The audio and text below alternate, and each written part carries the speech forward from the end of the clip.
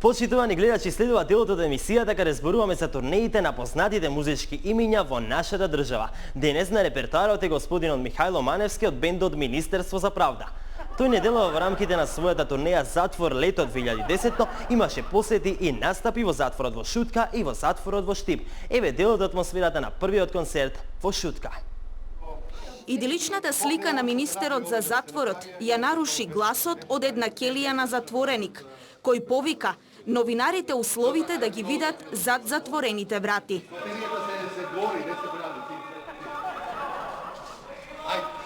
Ајде бе, оставите го него, не е нормален, тој не знае што зборови. Се сезам па и ти. Министерот никогаш не би кажал таква работа. Тој е праведен човек. Министер за правда е човекот. Дека во создавањето на условите, очигледно во некои лица кои што конкретно за ова лице за кое што наведувате дека повикало, тоа е лице кое што многу пати е осудувано, кое што престојува и лице кое што има одредени психолошки, така да кажам, предиспозиции. Море, шо не би кажал? Убаво си вика министерот. Тој што викаше не е нормален. Па кој нормален би се дерал на цел глас? Туку не слушнав баш најдобро што беше тоа со многу пати? Дека било судуван многу пати? Замисли брат, осудуван човек во затвор. Помислам дека работава е јасна ко бела мечка. Ем осудуван, ем се дери. Да, нема сомнение. Не е нормален. Па тој да бил нормален воопшто немало да биде ни во затвор. Точно. И пред се паметно кажано, господине министре. Некој ненормален ќе ви кажува дека условите биле лоши. Ајде бе. Преполни затвори, катастрофални услови и тортура, недоволно обучен затворски кадар, подложен на корупција.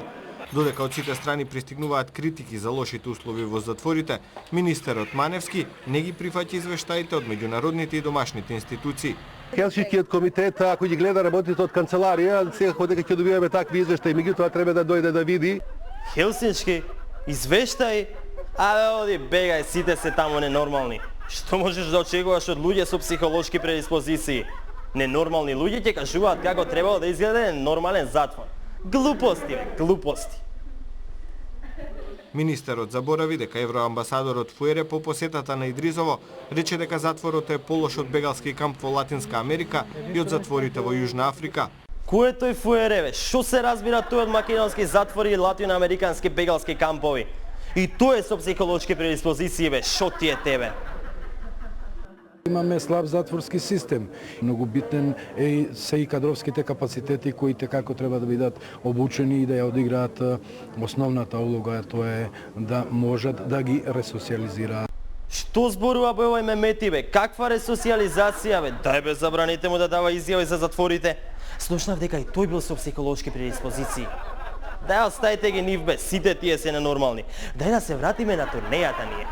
По Шутка, Маневски беше во Штип.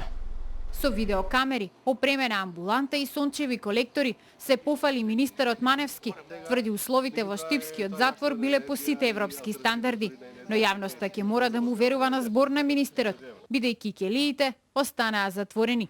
Новинарите добија само брза прошетка низ дворот и кујната.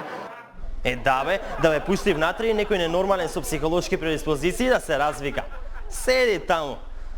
Тоа ти е, драг мој гледачу, и уште подрага моја гледачка.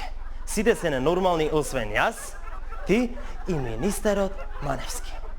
Толку за денес, тука завршуваме емисијата, а доколку се интересиравте, не, се уште немам демант од ВМРО. И почнам да се загрижувам, да ви кажам право. Океј, тоа е тоа. Ај, чао.